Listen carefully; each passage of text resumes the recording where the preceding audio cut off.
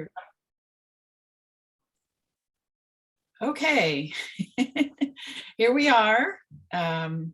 This is the third in a series of recordings connected to the Not My Idea journal study. And we're talking with Anastasia about the book Not My Idea. And we are entering the journal pages where there are a lot of questions asked about the issue of whiteness. And so I thought I would just let you reflect on your thoughts about that word whiteness. And we hear it used more and more. And then maybe move from there into how our knowledge of white people's involvement in struggles or contribution to the problems have been taught to us or not taught to us. Because that's something that those who are keeping the journal are going to reflect upon. Right. So. Okay. Well, in the book, the way that I got at whiteness was to show, to keep the lens kind of, well, let me start over. I'm still learning it, constantly learning how I experience whiteness and how me being perceived as white and experiencing life as a white person, where it, I don't know why I'm having so much trouble with this. Hold on, can we start over? Yeah. Okay, let's start over. Will you say your thing again? Right, be with us. Okay, so we are in the third recording. That is part of the journal study that a teacher or social worker or whoever might take up in relationship to the book Not My Idea, a book about whiteness. And I wanted to ask you, Anastasia, if you could talk a little bit about how you think about whiteness, define it. We hear it all the time now. What are we talking about here? Okay. I think about it constantly. I think about it in terms of the way it was first put to me to learn my own power.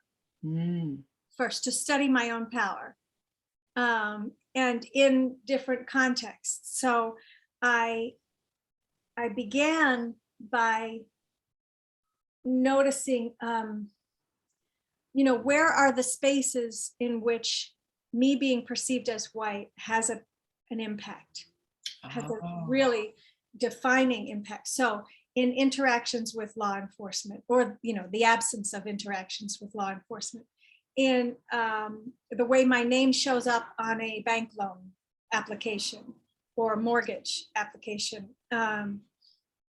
when I'm looking at an apartment, and I show up to the real estate agent, and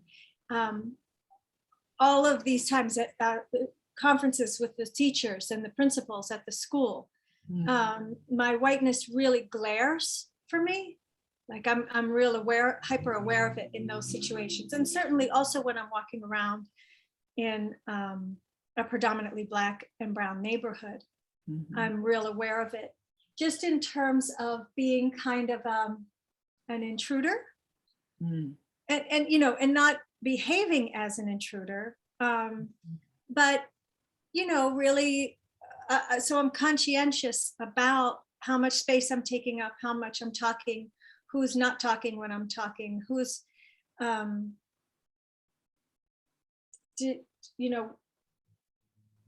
just how I move. And in the book, it was real important to me to show a different way of talking about history, our shared history. So there's that page where the child kneels down on the rug in the library and reads, for 400 years, white people have committed outrageous crimes against Black people. And then the opposite page, all along every step of the way, people who love justice and love each other have fought back. I think that's what it says. Yeah. And then I got to do a thing which I feel like I look for opportunities to do this reframing again and again. Putting that emphasis on white people have made choices. White people have done things that we never should have done. White people have made decisions that caused direct harm and indirect harm and generational harm. And I couldn't just stop there because it's not the whole truth. White people have also joined the leaders of Black liberation and aligned. And so the book really, you know, those pages, those spreads, I think it was 3 different spreads that really got into that. And I remember how many weeks it took me to do those spreads, because I wanted to make sure, I feel like white people have a tendency and have been taught to see racism as something that disadvantages Black people, like something that like it's separate from people making decisions. Right. So like it's a phenomenon. Yes. It's very abstract. Yeah. And so, you know, I use those little dirty money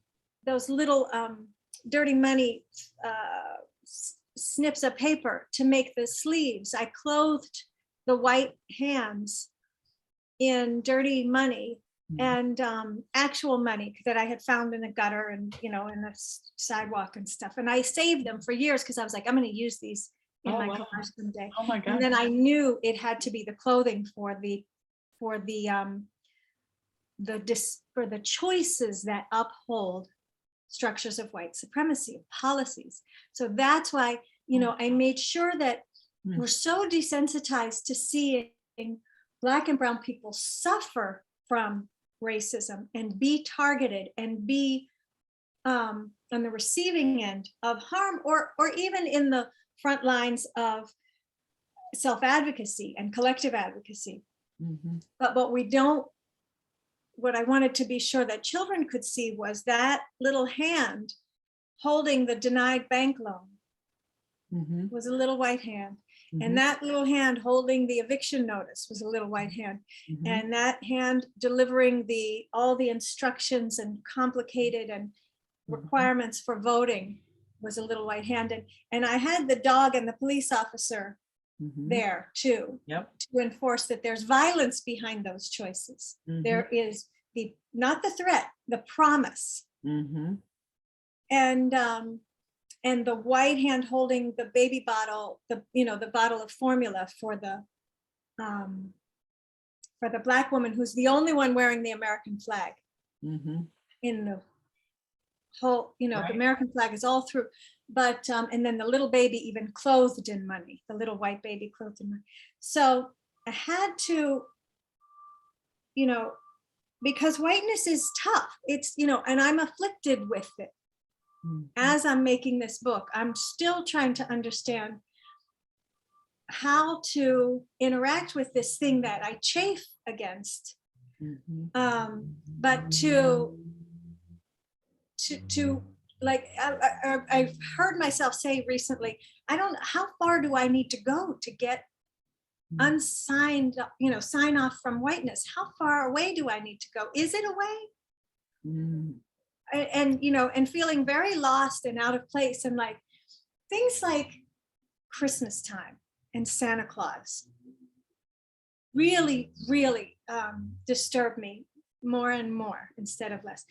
And I'm raised Catholic, so the people that I relate to in my biological family, Easter is a thing, Christmas is a thing, Easter bunnies and all the gift giving and the white Santa Claus and I can't stand them.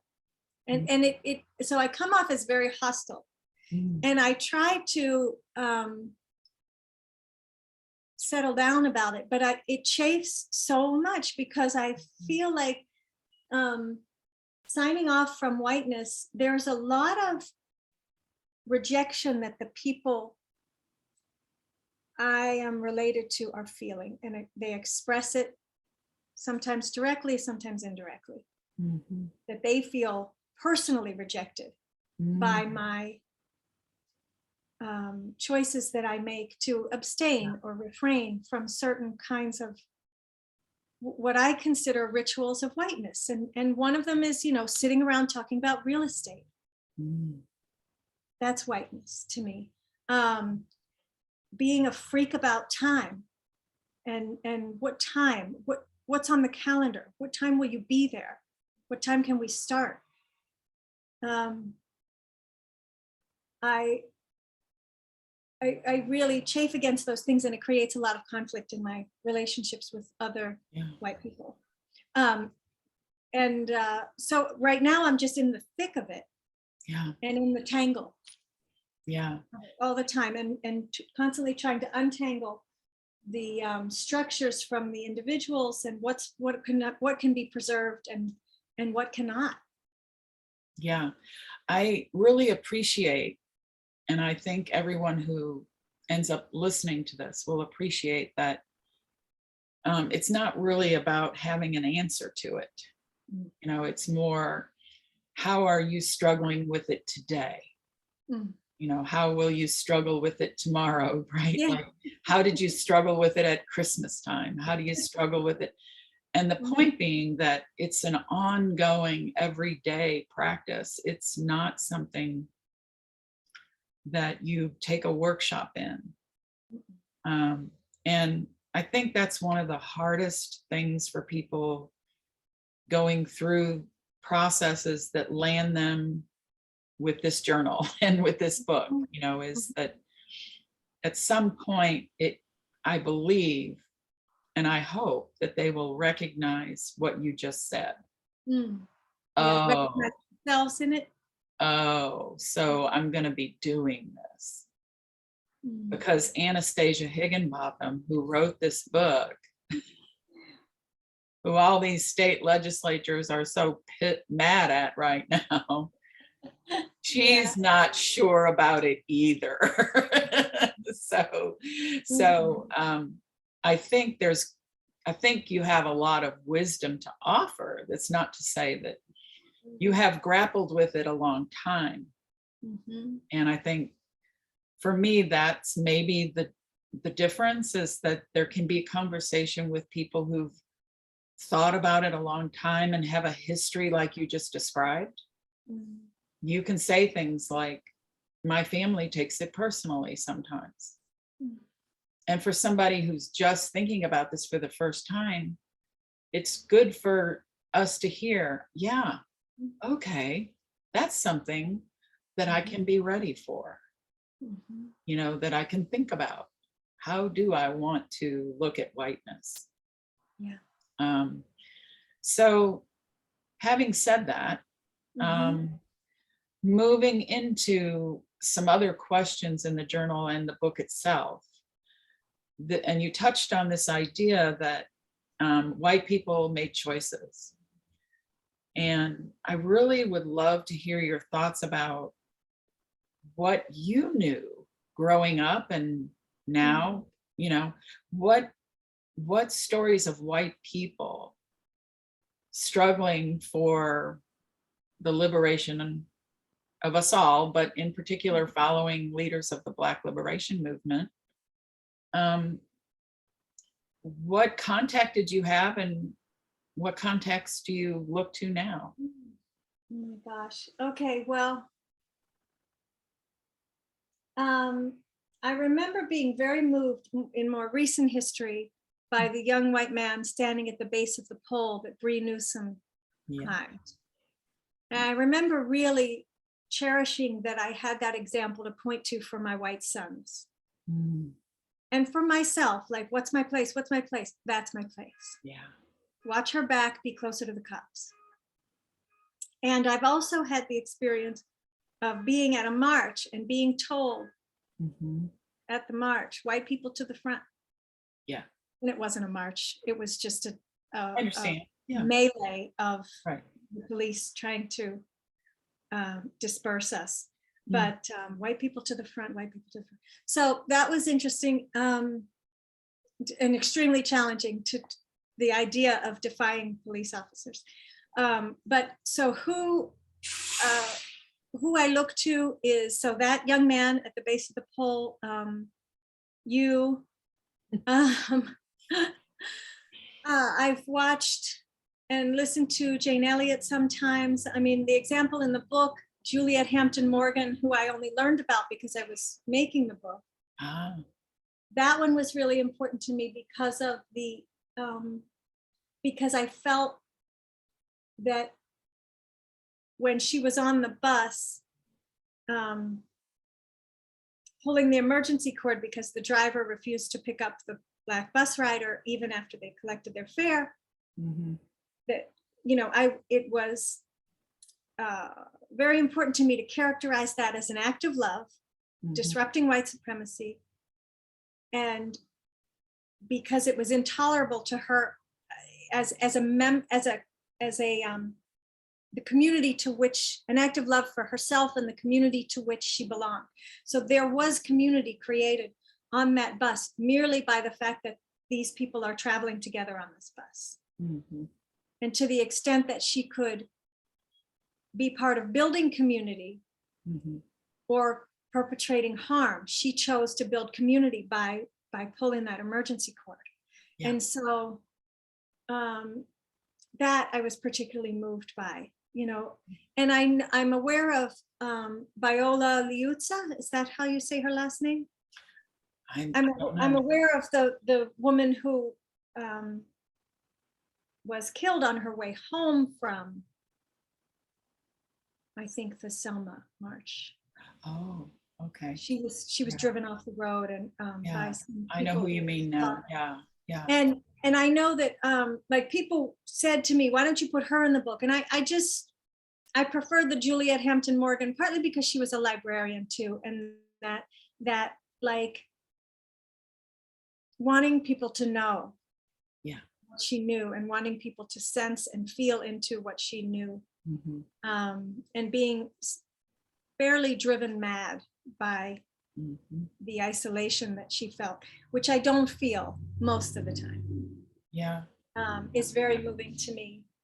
There were some other white people that I mean, I see more and more people who speak about this in ways that I'm very moved by and very educated by, and you know, and appreciative of them using their gifts and their, you know, step out on the line. But I don't like when it's done in a you know, there's ugly ways to do it that I don't think are the way. Yes. And I think that it sounds like, if I understand you correctly, that you, like most of us, especially white women who know so little of our own history, let alone the history of white women who have joined in these struggles, or the role they've played in these struggles, which you see coming into conflict when you do start to learn the history of white women and Black women and the struggles, and you see the conflict there as well. And like you said, there are ways that we engage as white women with this struggle historically that have not been helpful, and ways where they have been helpful. But what history class taught that story?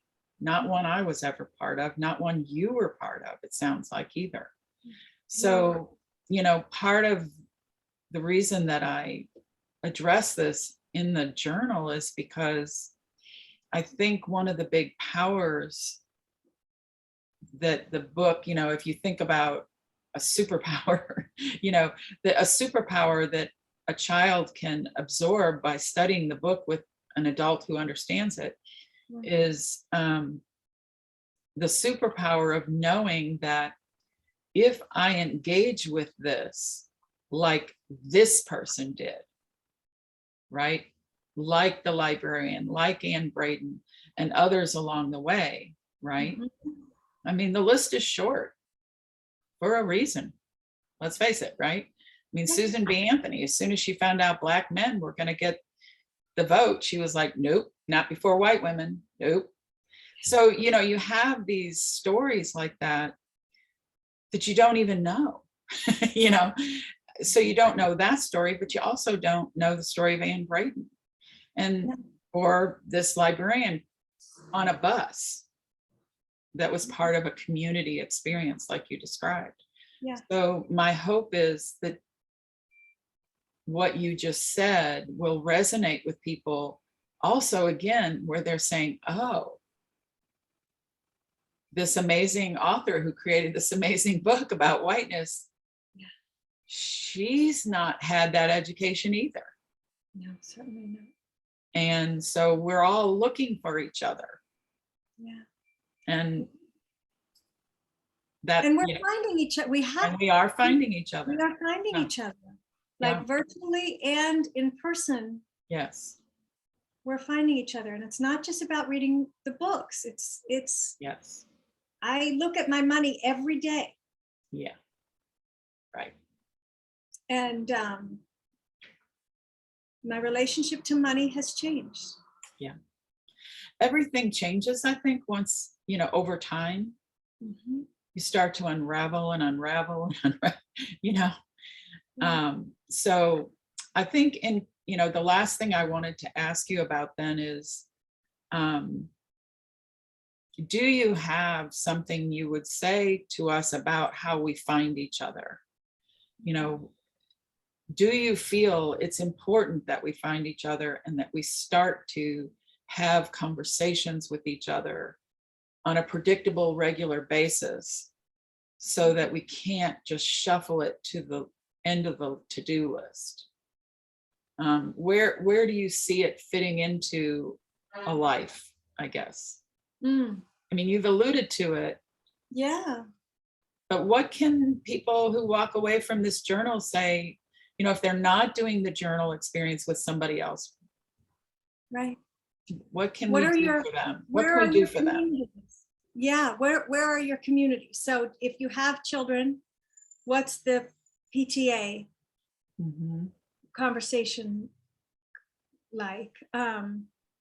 If you are a member of a religious community or body, and there are meetings or gatherings, bring it there and see who comes. It might be just you and one other person who come to that meeting, but and you listen to like a podcast where Resma Menachem or Reverend Angel Piotr Williams talk about this together, just the two of you, and then maybe the three of you.